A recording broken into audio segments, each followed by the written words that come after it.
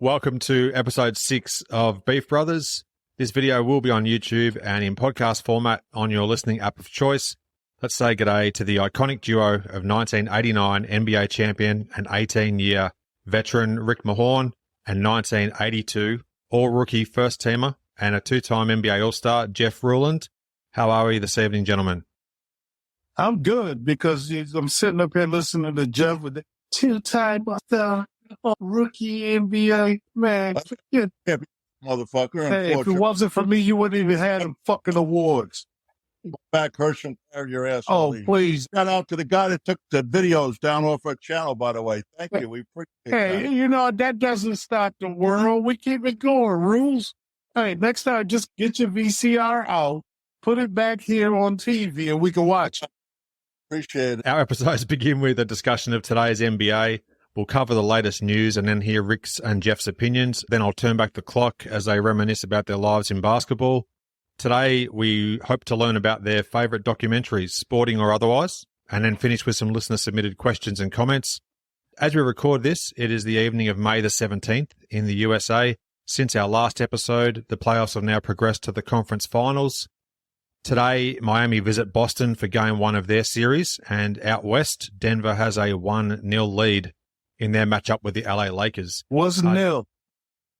What's new? What's nil? 0. 1-0, 0. Is that some Australian word? I thought it was 1-zip. 1-zip, okay. Denver has a 1-zip lead over the LA Lakers. How about that? Herschel white boy. Just before we discuss those stories, yesterday obviously was a huge day, literally and figuratively, for the San Antonio franchise. They won the draft lottery. It's a near lock that they're going to pick Victor Wembanyama with the number 1 selection. Now, Rick, your Pistons had the worst record in the league and were tied for the highest chance to get that number 1 selection, but ultimately fell to 5th place. What are your thoughts on the result of the lottery and going forwards, how that sort of shakes out for the Pistons? It was rigged. No, let me stop. That's why they call it the lottery. I mean, if we could all know the numbers, whatever comes out for these lotteries they have all over the country, we'd be billionaires, and we don't even have to talk about a podcast. But hey, this is the luck of the draw with the worst record. Still only got 14.2 percentage points of women the number 1 pick. We were fortunate to win it a couple of years ago with Cade Cunningham, and we have Ivy as well up there in the lottery picks. One thing about, to me, when it comes to the lottery, does San Antonio with Wembanyama, will that make them a playoff team, a credible team? Yeah, I mean, they had Tim Duncan, they had David Robinson. It doesn't change your complexion. Yeah, a little bit. But my thing is when you're the Detroit Pistons or any other team, back in the day when the draft was out, when Jeff and I were there, it's a need. You know, it's what you need and not what, everybody hopes that you get. Because then you got to figure if you do get Wembanyama, next thing you know, what are you going to do with Isaiah Stewart? Or, the big guys, Bagley, guys that are on the team, that Wiseman. Then all of a sudden, it's like you have a backlog of bigs. So sometimes, it's a gift and a curse. And I'm like, okay, hopefully San Antonio can do something with it. Jeff, what are your takeaways from what you saw of the lottery and where certain teams positioned for their selections? I think Detroit's cursed because they don't have my man in a higher position than he's in right now. Number 1. Victor, I think, is a unicorn. I think he can fit in anywhere. I read a great article. I'm sorry, I don't know who wrote it. ESPN yesterday. I mean, this kid's dad was a track star. This kid's been learning how to run with his size. If he can stay healthy, man, he's going to be something to watch. When you say that, Jeff, I look at Porzingis. You and I played, we size up people. For me to be a defensive player, I know the NBA has gotten away from the physicality, but when you watch the playoffs, that's what's been going on. Right. To me, it's like Anthony Davis is one of those guys that he's not big enough to play that big center or that big guy. Giannis is a guy that runs with force, but they got Lopez matched with him. It's kind of like a give and take if you can open up the court and let this big man work. If he matches up against Joel Embiid or even Rudy Gobert, these things that you look at, yeah, he could be a generational talent. But when you look at it, is it a guy that you can say, okay, I'm going to drop the ball down on the box and let him go to work? But he's definitely more skilled than Porzingis. I mean, his handle, I don't know if you watch some of these videos. I mean, it's going drills since God knows when. I think he plays with it a little too much at times, but he's more of a presence and defensively than Porzingis has ever been. And I understand that because Anthony Davis watching him last night against Denver, he can't be everywhere. He needs someone like you or me next to him. There's no question. I like the fact that they're going to San Antonio. The kid kind of had a breakout season this year, who was hurt originally. The big white kid, he was originally in Sacramento, I think. He's with San Antonio. Come on, Adam, help me out. You're the historian. Pull up the roster, damn it. I'll bring up their roster, but I'm blanking at the moment. Let me have a look. What's the guy in OKC that got hurt this year? Chet Holmgren. Chet Holmgren. It's the same way. Okay, so don't get me wrong. Wemby, he's playing against, we both played overseas. I don't discount this young man is going to do well. It's going to have to be a point where, everybody's coming at him. Yeah, but the rules in the regular season, he's going to be all right. It's always a worry. I mean, people don't realize how freaking good Ralph Sampson was. Oh, you talking right there. Bill Walton. Bill Walton was a beast. And you look at Ralph Sampson was a beast. He could have shot the three back then. He could shoot. When I look at Wemby, I think he's, to me, comparable to a Ralph Sampson, a guy that can change your whole institution. One thing about it, if you don't stay healthy, then it's like, oh, what happened? You should read that article. It's interesting with his dad and the time that they spent in the programs. This is what I look at.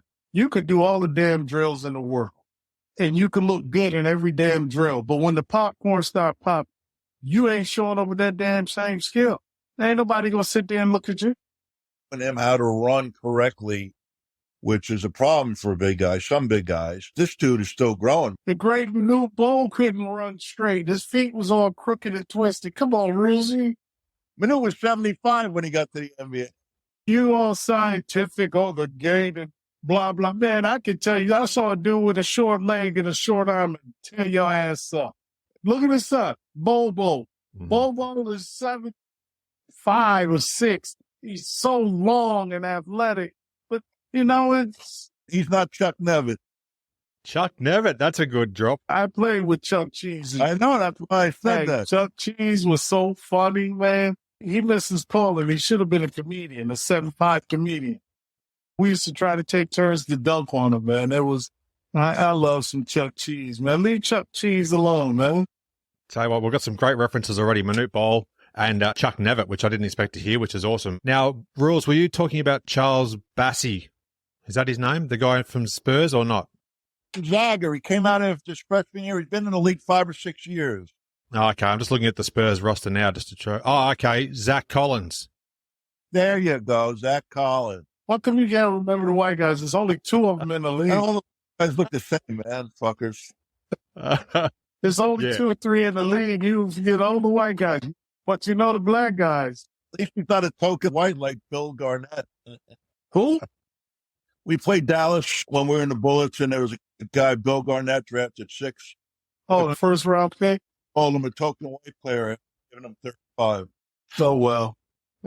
You've got a history with him too, Jeff. There's a incident that I hope to be able to at least put up on your channel where you had a run-in with him. Yeah, well, like I said, the NBA distorted that. You can't, for some reason, just can't get a correct copy of it. Yeah, he gave me a forearm shiver off the ball, the bastard. Hold on. Cheap shot. Hey, Adam, hold on. I hear you. Violin, though. Need some tissue, you crying ass, soft. Come on. I want to give you a hug. Come on. I give you a hug right now. I'd hit you so hard. Oh, geez. It's been a great episode thus far, guys. Just in other news, aside from the lottery, Morant was unfortunately shown to be brandishing a gun again on social media for the second time in almost as many months. Doesn't look like he's learnt too much from that first suspension. In response, the Grizzlies have suspended him from all team-related activities, and the NBA Commissioner, Adam Silver, is sure to drop the hammer, I'd assume, any day now on this latest indiscretion. Where to from here for Ja and the Grizzlies, do you think?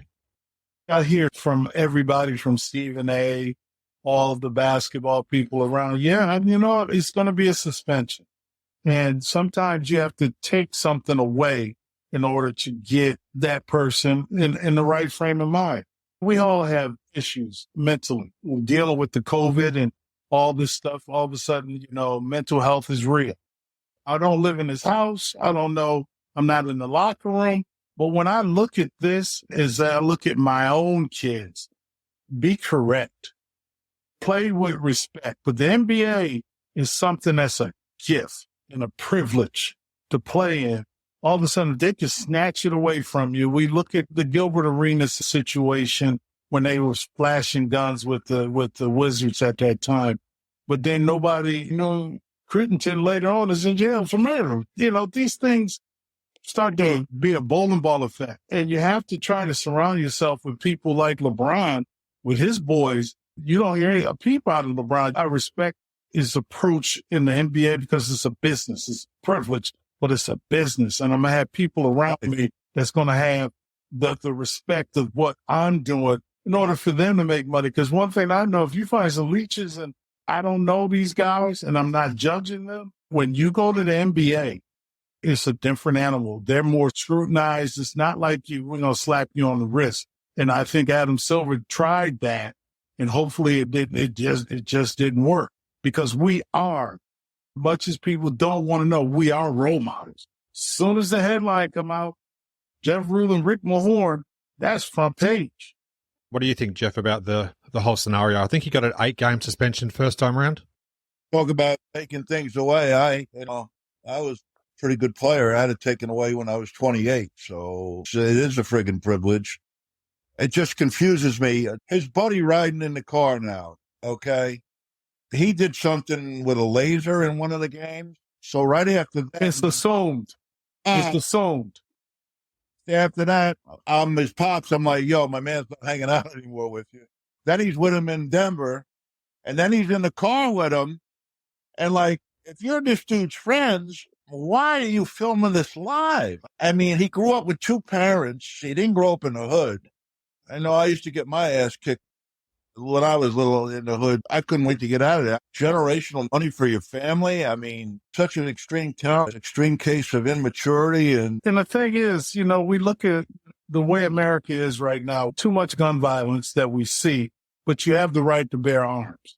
And the fact of the matter is that, I have a CCW, but is it something where I'm going to go show somebody, pull up myself and say, look what I got? No. Mine is for the protection of not only myself, but my family as well, if something does go down.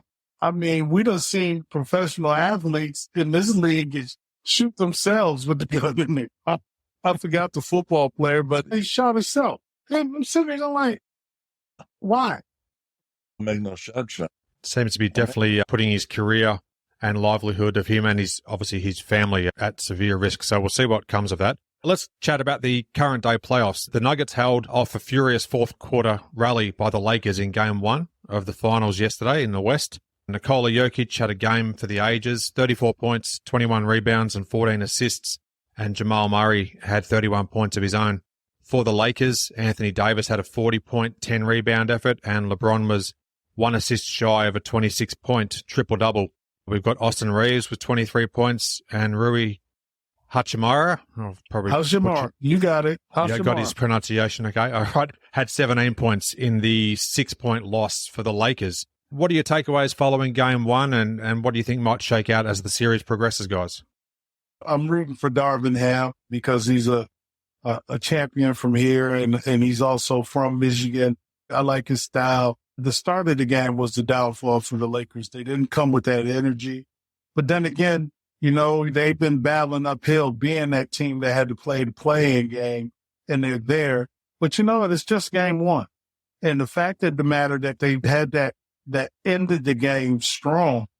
What was funny to me is that they had Hachimura checking the Joker and had Anthony Davis the rover. So it's all about adjustments every game in the playoffs. The Nuggets started the game off well, but it's now who starts the game is who finishes the game that I worry about. And I think the Lakers had that momentum. If they would have hit that three, LeBron would have hit the three, we would be probably talking overtime up there in the Mile High. I don't know what Horn's view is, but I got to tell you, I hated playing in Denver and Utah with that fucking altitude, man. Why? We were there for the Olympic tryouts. What am I missing? Couldn't catch my breath. It's fucking like That's running because up you smoke too much. on there. There you go. Stop smoking. I didn't back then, motherfucker. How you know you smoking a funny cigarette? Just had one a little while ago, but didn't expect them to come back like that. It'll be interesting. Game of adjustments, there's no question. You know, Adam and I have been in the playoffs, been to the finals and all that stuff.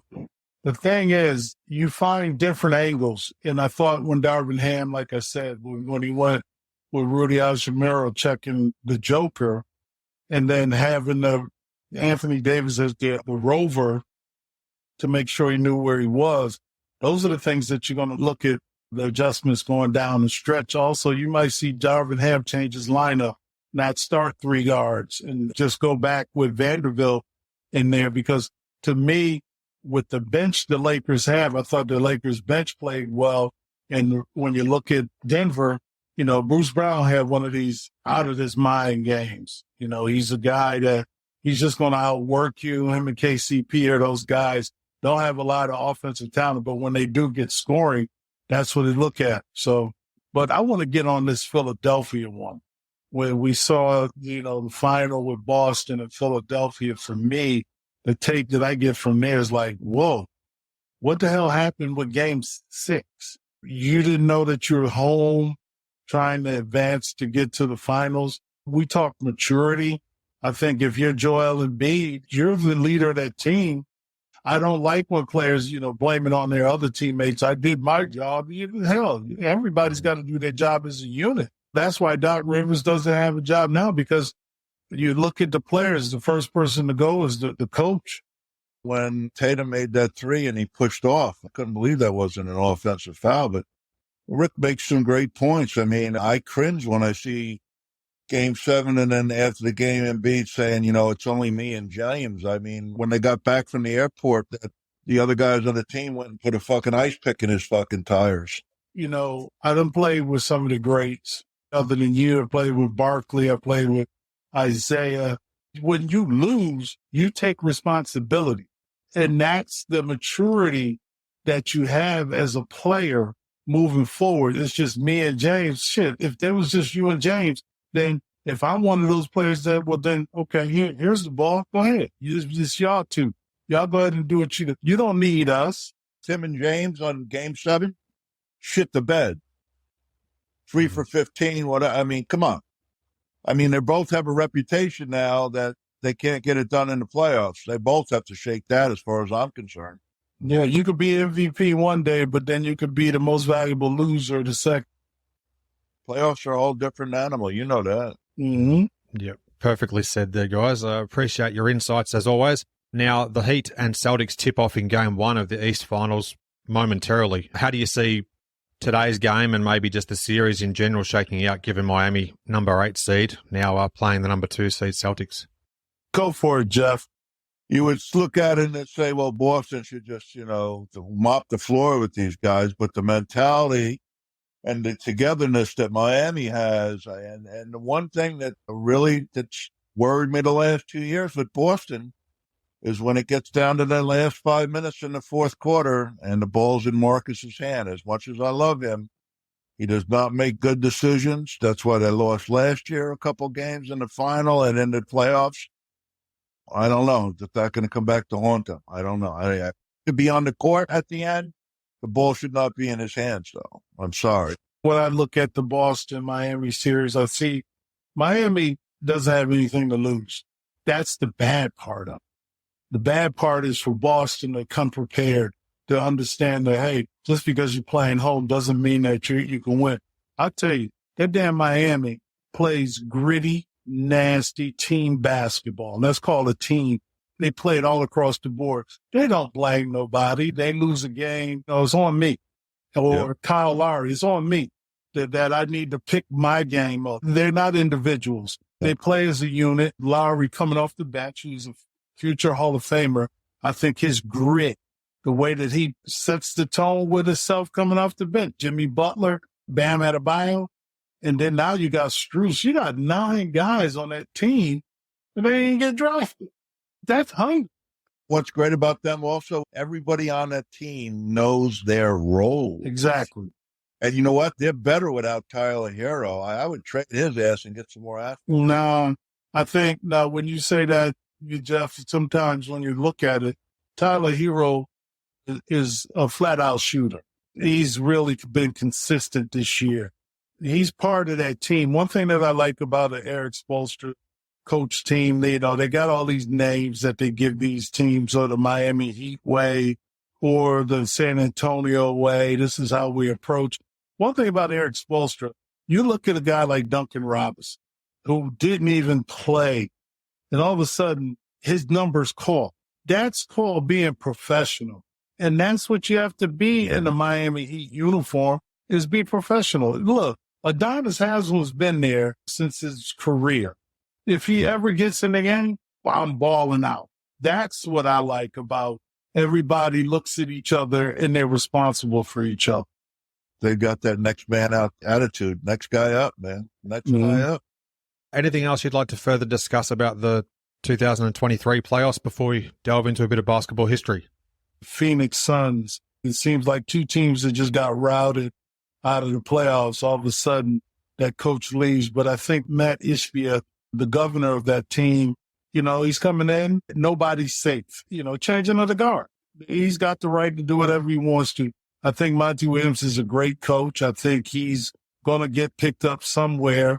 But, I mean, it's unfortunate in this business. I learned from Chuck Daly. What have you done for me lately? That's all I got for the playoffs.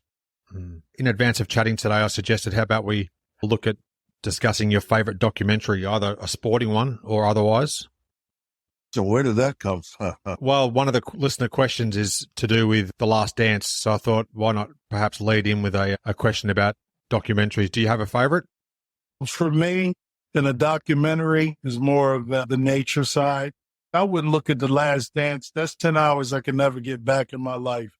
I wish I would watch that damn Last Dance. I couldn't give a damn about that shit. I got 10 hours to do something else. My thing is to learn about what the earth or animals or different things that, that's going to affect something later on in life. So watch, it's on Netflix. It's called Seaspiracy or something. You can always text me, Jeff. I like watching that. You always watching The Real Housewives. You know how they say that the plastic in the ocean is from the straws? It's 1%. 48% of all plastic in the ocean is from fishing nets. You see on the cans of tuna, there's warnings, okay? Mm-hmm. That, we didn't kill any dolphins. Well, the companies that are actually killing dolphins, all they're doing is paying $200,000 and they're getting that put on their cans. So it's a bullshit thing. And then it goes even further. They've got all these fishing vessels with all out in the South China Seas and everything. They got people that are slaves. And if they complain, they shoot them in the head and they throw them off the friggin' boat. If you watch this thing, I don't know if I can eat another piece of fish ever. It's insane what we're doing to the ocean. Well, it's insane what we're doing to the earth, period. It's not even the ocean. I look at those documentaries to inform myself. It's Seaspiracy. It's really deep, man. So you watched that after you watched The Real Housewives of New Jersey? I don't watch any of that. Thank you very much. No, I got better things to do in my life. You're a big Andy Cohen fan. Actually, Adam looks a little like Andy Cohen. Hey, look, let's go to the next one, man, because it's about to be a roast on you, Adam. I know. I'm worried. I'm very worried. Let's have a look at some listener questions and comments just before we round things out. I'm quite concerned. Now, the first one here is from Jay from here in Australia. He sent me an email. At the end of each episode, I mentioned my email address. He's emailed through a question for you, Horn. He says, I'd love to hear Rick's perspective on Isiah Thomas. The guy was a phenom from his rookie season on, but I feel his image is tainted, particularly following his portrayal in The Last Dance.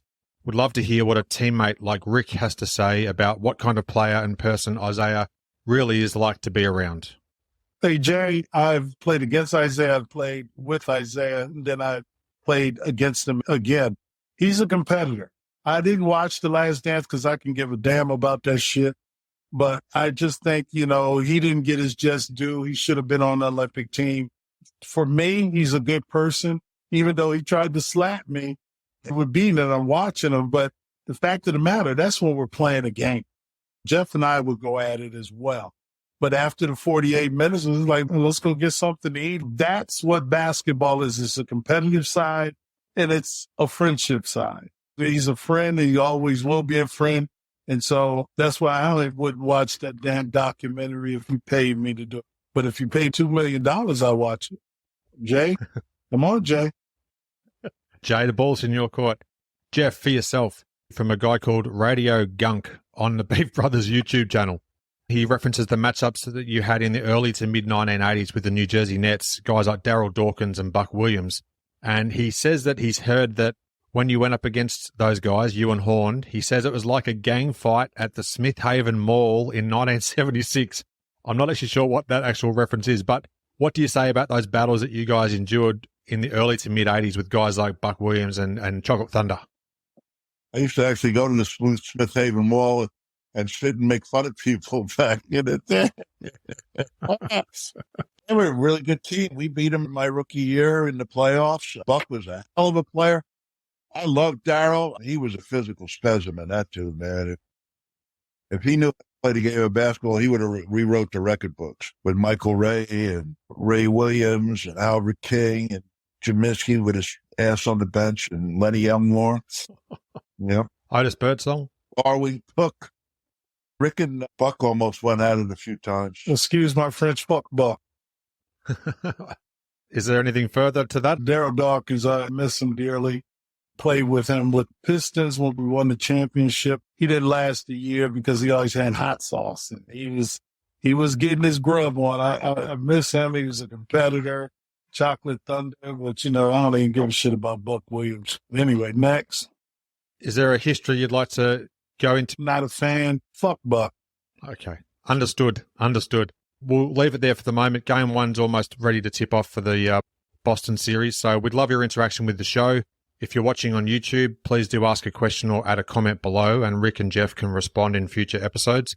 Podcast listeners can email the show. Just contact me in all airness at gmail.com. I'll collate your submissions for the next episode, and you can also reach out via Instagram. Rick is Rick Mahorn 44 official. Jeff is Ruland Jeff, just one word. Thanks as always for your time today, guys. It's been a pleasure, and I look forward to when we can record another episode again soon. All right, man. I like that hat you got on this time. Next time, let's see that ball. Tell me, or it must be getting cold down under. It is getting cold. Yeah, it's getting cold down under. Hey, Jeff, have a nice evening. like I said, I hope to see you in person in August. Well, I don't like gas anyway, so bye. As my friend J.B. Bonner would say, eat shit and die.